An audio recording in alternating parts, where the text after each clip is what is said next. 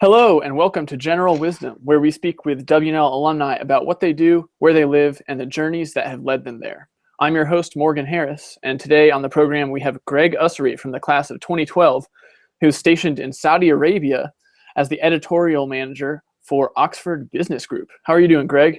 I'm doing well. Can't complain. Hot and sandy as always here. Why don't you tell us a little bit about your role as Editorial Manager for Oxford Business Group and a little bit about living out in Saudi Arabia? Sure. Basically, Oxford Business Group is it's a British-based company that does emerging market business and economic intelligence. The main research we do is in about 38 different markets. We produce an annual economic report. So we cover Peru to Mongolia to New Guinea to South Africa, and so I'm in charge of all of the editorial formulation, all the research, and essentially kind of putting the book together and what we cover for Saudi Arabia. With that, I'm stationed here permanently. I've been here for actually this July 4th, it'll be 2 years. Basically, the day-to-day work is actually it's kind of the opposite of what I'm doing now. Is usually I sit down with businessmen, politicians, academics, and interview them to kind of learn, what's going on in their respective business sectors or fields of expertise. So talking to someone who's the head of a big real estate development company to talk about, developments in, the housing market here, a CEO of a bank to talk about monetary and fiscal policy, and kind of put all that together over the course of the year and put together our book. Nice. Very cool. So how did you wind up in that role? And is this along the track of something that you thought you'd be doing when you entered W&L? And if not, how did you end up on that path? I always had an interest to work overseas in some capacity, or at least do international work. I kind of got that from my father's done a lot of international work. He used to be in state before that, so I always had that interest. So when I was at W&L, I majored in global politics. European history as well, but that's not so useful in the job market.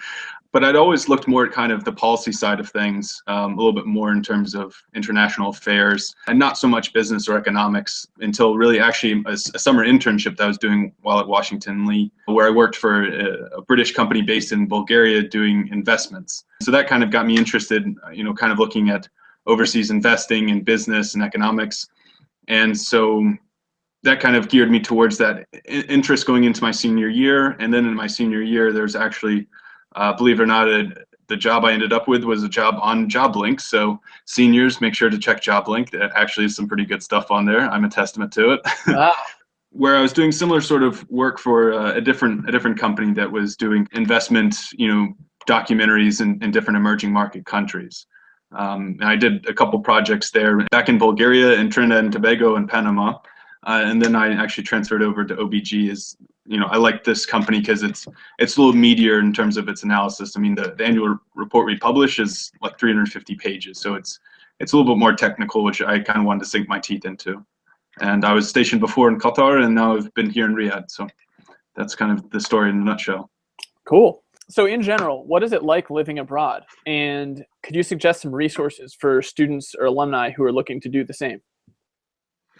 I mean, in terms of living abroad, it is really an eye-opening experience in that, you live in America, in a country that's a continent. It's not easy to travel, except for, people who have the means. I guess that does constitute a good amount of W&L students. But I mean, really getting to go and live in different countries, it takes you out of your comfort zone and makes you realize, to one extent, to question what you think as normal when you look kind of back at the US and your life in the States and in American culture, and kind of reevaluate it in terms of obviously what is amazing and we should all be thankful for, but at the same time also things that could change, or just fun quirks that you realize that the more you meet people from the US and UK and Saudi Arabia and China, and that everyone's got their kind of quirks, and it makes everyone, it makes all these different cultures kind of unique and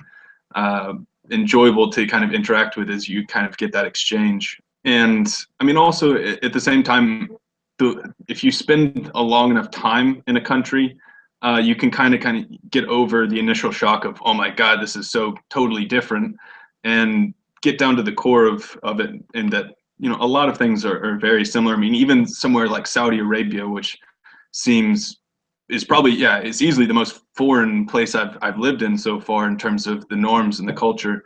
But I mean, when you actually sit down and you talk to Saudis for my work and for my friends, and I mean, at the end of the day, people want the same sort of things in life about being happy, having a good job, having a loving family, a lot of the same things that make people happy or mad. It's cross-cultural, so it also kind of helps you appreciate the humanness of us all, I guess.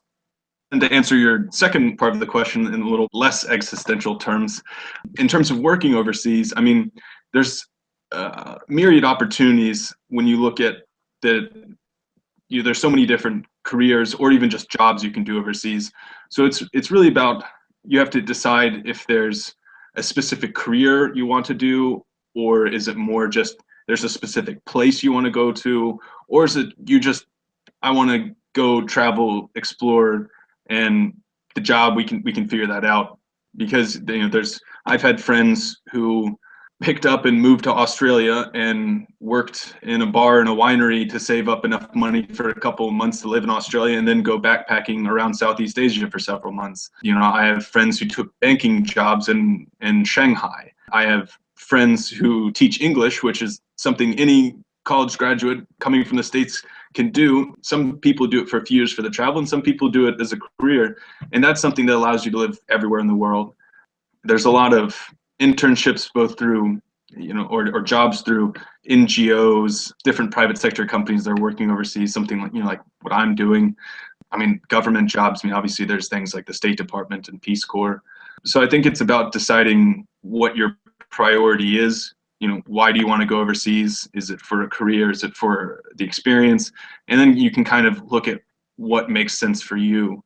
And honestly, to do that, the greatest resources is one, the interwebs, because Internet. it really, it's a limitless sea of knowledge and also of ignorance. But if you actually know what you're looking for, you can find a lot of answers. And also, talk to friends or family or friends of family. I mean, you can always find someone who's gone somewhere or done something interesting. Look through Culinary Connections to see if there's alumni working in the career you're interested in or the area you're interested in. The biggest thing is just do your research. The one thing I would say for students who are interested in having some sort of overseas work after graduation is also kind of getting a feel for living overseas or testing the water and also seeing the connections that come out of that by do a study abroad program. Because then some people may realize that, living overseas 7,000 miles away from their family and friends, indefinitely is not something that's so attractive to them once they actually do it. Or maybe they find that, it checks the box and they love it. And it kind of gives you that experience to know what you want. And also, if you're going to be applying for international jobs, you should have some sort of experience, whether that's, a study abroad or an internship abroad or just some significant travel, because you're going to be competing with other people who have that. So you definitely should try and do something to kind of bolster your resume if you're looking for that in terms of post-graduation. Great points. And you tested the waters yourself, you said, right? You were working in Bulgaria? Yeah, I did a study abroad. I did spring term in France to work obviously on my French, and then stayed the summer to do an internship in Bulgaria. So, and that kind of is what got me definitely interested in this sort of work, and also helped me get these jobs, is because I could say, well, Mr. Interviewer, I actually was doing research for an investment company in an emerging market, so I actually have concrete experience about what you're doing, and so it makes me think that I would be able to fit in much faster and much easier than some of these other applicants, and it helps you stand out. Was there anything that you wish you had done more of or done better to better prepare yourself for the real world that you faced after graduating? One thing I find time and time again now, both personally and professionally, that I wish I did is that I wish I'd actually done all the assigned readings that I got in college. Because to be honest, when you've got a fraternity party to go to, or you just don't feel like doing that much work, will read the bare minimum to be able to answer, the questions that you're going to face on the test the next day, or to be able to write a paper on it so you don't have to read the whole book. So that even things I found interesting, sometimes I let slide. I'm still catching up and always reading, but college years are a great time to read all those books. You have that opportunity to learn. And so professionally, it would have helped me to do that. But even more so, I think, is the classes that weren't necessarily what I was developing myself professionally, like some of my history classes or literature classes that, I don't know when I'm going to get around to reading, Thucydides now, but instead of just reading passages of it, then instead of reading the whole thing like I was supposed to, now that I'm here working, it's like I'm not sure if that's going to be so high on my priority list at the moment. Word of warning to all you kids currently enrolled. You think you have the rest of your life to just do whatever. Well, once the real world hits, you realize the time to read all that stuff was when you were supposed to in college. And the other thing I think comes as a bit of a shock to many W&L graduates, and certainly myself, coming from a small town in Virginia before going to another small town in Virginia, was the concept of being in a small community, having the honor code, and kind of getting out into the real world with big cities where in college I never locked my door except for when I went away on school holidays in summer. I left my valuables lying around in the library. I trusted everyone that whatever they're telling me is the truth. And so it's not to say that the honor code hurts you. I think it instills a certain character that you should always and will always carry with you from when you leave W&L. But at the same time, you have to realize that other people that you're going to interact with aren't going to come from that same place with that same moral compass. And you have to be aware of that and prepare yourself for that. What do you miss most about W&L and Lexington life? There's a lot of things that any graduate's going to miss from W&L, but I just think kind of the laid back and friendly attitude that everyone has. That you walk past everyone says hi. Everybody. It's easy. Just you wake up on a Saturday morning and you get together with a bunch of friends on a nice spring day. You just, what do we got to do today? I don't know, let's grab a case of beer and go tubing. I think just the relaxed atmosphere of kind of that whole community was a lot of fun. Sure is. So on that note, let's hit some rapid fire W&L questions. Fire away. What's your favorite spot for tubing, Goshen or Maury? I'm a Maury man myself, so that's me. Nice. Coffee, Cool Beans or Lexco? Lexco, 100%. On-campus food, Co-op or Hillel? Hillel just opened, towards the end of my 4 years there, and I was pretty bummed because the bagels there are pretty on point. So definitely Hillel. Yeah, they're pretty awesome. Favorite Lexington season? Spring for sure. It's not only is it great weather, it's spring term. It's a little more relaxed. Everyone's happy.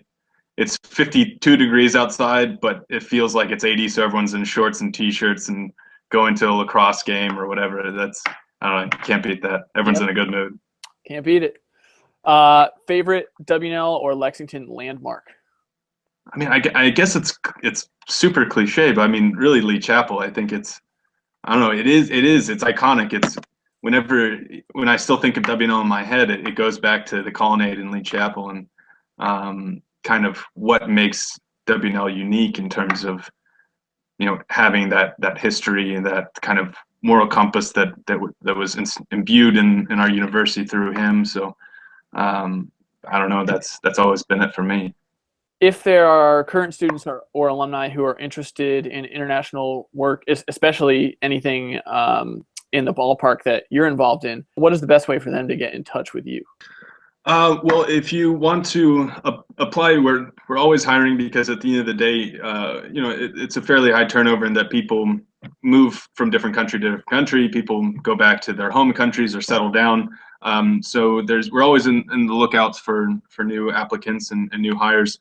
So, you can obviously go to the website, our company website, which is www.oxfordbusinessgroup.com. To learn more about the company. There's an application if you want to apply, but if you want to contact me directly for more information or, to see, if I can advise you on anything, you can contact me at my email address, which is my last name, usserygm@gmail.com. And I'm happy to help, obviously. All right, great. Well, Greg, thank you very much for joining us today. We really appreciate it. Thanks for having me, Morgan. Always a pleasure.